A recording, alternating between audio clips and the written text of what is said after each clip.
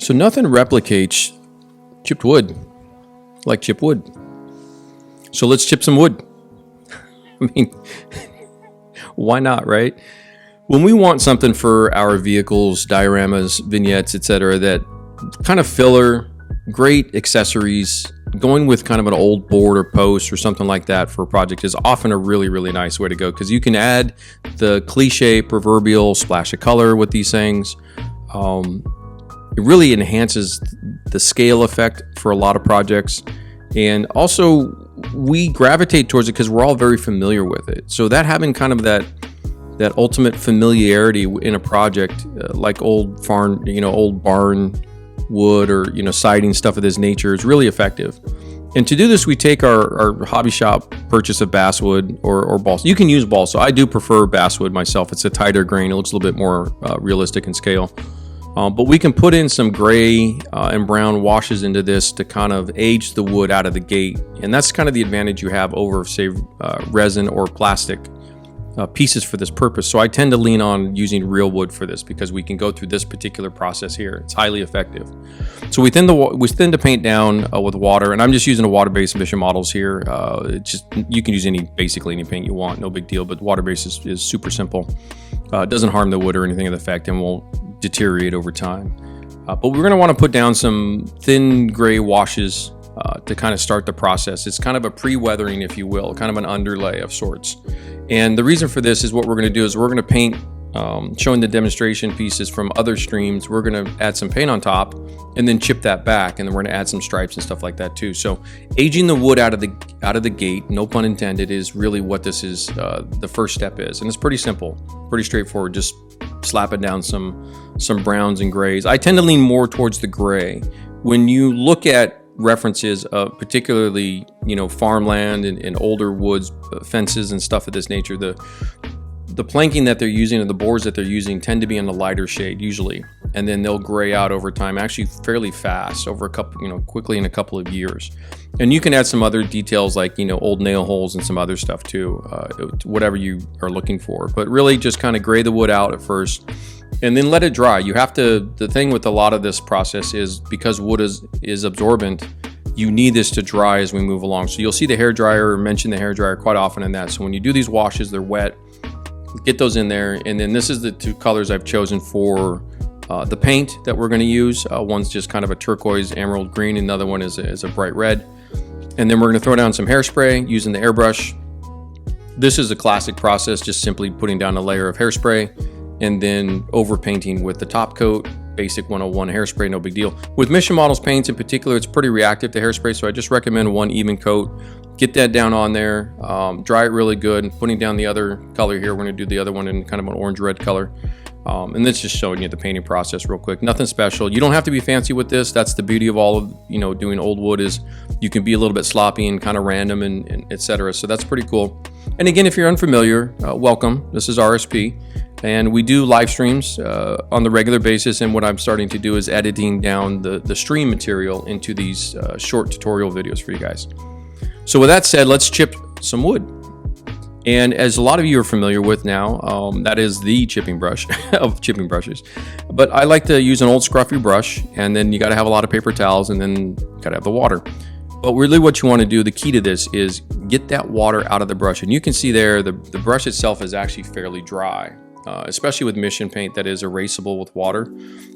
But we use that to our advantage, which is the key to this whole entire process. So don't fear the fact that this is going to remove a lot of paint. The wood itself will have enough tooth and bite to hold the paint down pretty good. But when you work it like this, and you can see I'm getting a little bit intense with the water, it's moving up the scale of confidence. So as I start to chip, I can see how it's going. I can get more aggressive. I can get faster. And I can get a little bit of a flakier result, which is what you see me pointing out here on the video, is that as I rub that bristle along that side, it's flaking up that paint along that edge, and that's how you get a lot of this captured look for the realism. This is what everybody's really after, is you want this to look as real and in scale as possible. And the trick with wood in particular is the fact that you can use it for HO scale, railroad, and diorama pieces. You can use in 35th scale armor, 48 scale aircraft, 32nd scale aircraft. I mean, it has a lot of range of motion. But when you chip this stuff, look at the tools, understand how I'm trying to teach this to you guys in terms of, using the side of the bristles a lot to kind of scrape it along and let that kind of, almost like a sanding process of sorts, with the water is kind of a chemical sander and the bristles kind of acting that same way. That really lifts it off in an effective process, especially with stuff that's small like this piece of wood. So we're real happy with that process right there. That turned out pretty solid. Nice solid piece of wood, boys. And let's get into another layer. So I talk about, with hairspray in particular, it's a very effective process for doing multiple layered scenarios. And when you talk about aged pieces, and it doesn't really matter that we're discussing wood, but when you talk about chip paint over age, over time, older people, mostly on a civilian vernacular, to be truthful. Sometimes in the science fiction too, where you have really long usage of material and stuff. A layered process is going to serve you well. So what I did was I kind of pre-chipped the first kind of lighter orange layer, come back in, did a little spritz more hairspray down, and then repeated the process. Pretty simple. But when you look up close to this, and we're zoomed in pretty tight, you can kind of start to see the nuanced layers of color happening. So this is kind of the first stage of it. And then what you really do is you get into kind of repeat the process over and over again a little bit until you're basically satisfied. Usually 2, 3, 4 times is pretty good, but we're going to go back through and re-age the wood again because some of the chipping has pulled up some brighter, younger wood. So we want to come back in and start to tune the story of the wood. That's what we're doing here. Just like everything else. And those of you that have been hanging around the streams and the books and stuff for a while, as you know, story's everything. And second to that is I treat everything as if it's its own model. So I don't skimp in certain areas to be quick or to be fast, to be showy or anything of the sort. This is really, I'm treating these little wood pieces as if they're own miniature models. And every time you do a stowage item, which is in particular kind of what this is, you're going to have a better result if you take it seriously enough to turn something out that looks like that. And that's the exact same process. I'm putting it down with what I'm working on now to discuss with you guys, hey, this is what I did before and let me show you how I do that. But I take it real serious so that when that piece is on the model, it stands alone and it's not bringing down your project. That's a critical thing, especially with judging. If you're a competitor of any sort, if your stowage or side pieces are not up to the same quality as the vehicle itself, you will get scored lower. So take that to heart and understand that when you're chipping paint on an old piece of board that's going to be on the side of a tank or on a truck or leaning in against a building in a diorama, whatever your purpose is, put your best efforts into this. And that's what I'm trying to showcase here on camera. I'm using the mapping process for the blue here.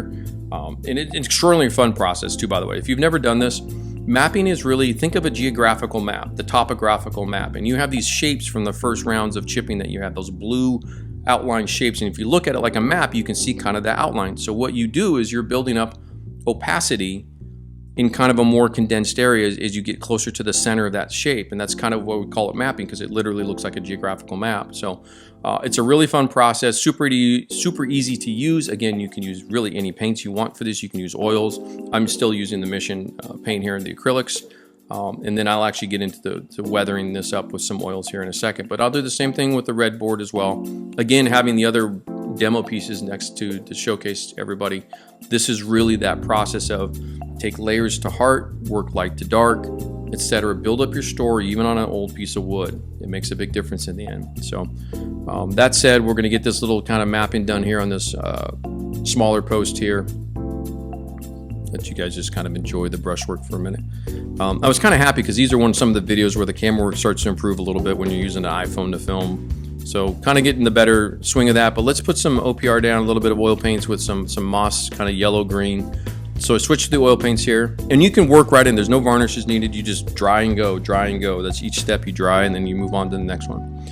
So I lay down some oils for basically kind of vegetation or moss or something of that nature. And what I've done now is, quite simply because I'm putting it asymmetrical on one end of the board, that tells the viewer now that that's the end of the board that was on the ground. So now I've worked in kind of the life story of this piece of wood. In other words, it's probably on the side of a building or a fence or something like that. And that just conveys more information over to the viewer. And because they're so familiar with these types of items, these kind of everyday things that we see around all over the place, that connects the viewer to kind of what you're trying to convey as well. So understand that process is really, really important. In the oils here, you can simply, light to dark is again a key aspect, and then coming in with a little bit of a stipple blend here to soften that up. Super easy effect, boom, done. Doesn't get any more fun than that, to be honest with you. But I wasn't done yet. No, hold on. We want to put some stripes.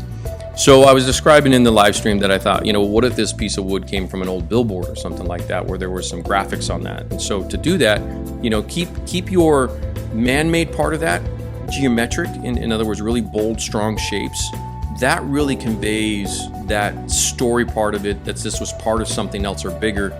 We don't know what it is, and we were curious about it, but we just, you see this really strong band of color, and then that way it's been used for man-made purposes, and it just adds more depth to what we're already doing, which reinforces kind of what I was talking about a few minutes ago, where treat this as its own miniature model, and you'll have a much better result, and take your time and really get the maximum out of it. So a little spritz of white paint on top of all of that, and you can see here what it looks like up close when I can stop moving around someday. But yeah, get this unmasked, and then the best part of all of this is, and of course, when you unmask anything, you saw that right there, pull back across itself. That's the safest way to remove tape. Everybody should kind of be familiar with that one. That's going to save you a lot of headaches in the future. And that, by the way, my friends, was pulling tape off of freshly chipped painted wood. So if you do it properly, all of these, there's no primer on that. There's nothing. Mission Models, water-based acrylic on the wood. No real problems if you treat your tape with care, and so on and so forth. So it must have been an earthquake because the camera's shaking good, but let's get back to chipping, and you can see how nice and quick this happens. And what I'm trying to do is, I'm not trying to do anything overly special, but I just want a little bit of the white pulled off of the blue to kind of give us that look that you see on the right with the red board. And how I do that, how I move the brush around. Sometimes I'll poke at it, sometimes I'll push forward through it to get the bristles to cut through a little bit. All of this is fairly delicate, pretty easy to manage, just a little bit of water. In this case, there's a little bit of hairspray to get a little bit more of a flaky effect. But again, as you can see, I'm pointing out with my thumb there, is I'm pulling up some fresher, unique styles, and then I'm just basically showcasing for you guys, look, this process is the process. Use it for everything. From Gundam to fantasy, sci-fi, fish submarines that are incredibly fun and cool and unique, SMO1, and then armor. Here's your classic, Russian Churchill with the whitewash Lend-Lease tank from the Brits. All of this is part of hairspray, part of chipping, part of kind of understanding the fundamentals of painting and weathering 101. Work your way through this program. Understand that you're building the stories up to tell the viewer something special, something unique, something original, something fresh. Your color choices are important. If this blue and white combo with a little bit of green is going to go against something machine-wise, and you're going to want to play up your warms versus your cools. Maybe this would look really nice against like a warm tone color, like a yellow or a red or a desert pink. I think ultimately that blue board there ends up on the back of my Desert Cromwell from the live stream. But you've got to, again, go back through the same processes of tying everything together, going back through the gray wash stage a little bit. And that's just because during this, the paint comes off and you're getting a lot of fresh new wood, coming through. So if you want to continue to show something that's been around for 10, 20, 30 years, you kind of repeat the process a little bit. Again, it's all part of mapping as well, by the way. As you notice very carefully, I'm only putting the gray in certain spots, kind of just where it's needed, strengthening the opacity in certain spots, and kind of using the shapes of the older gray pieces underneath in layers to kind of reformulate a little bit more of an opaque thing, etc., etc., etc. So just building up all these colors, pretty straightforward. A whole lot of fun. The results are fantastic. So again, I hope you guys enjoyed this little short how-to on chipping wood. Thank you for your support, and we will catch you on the next one.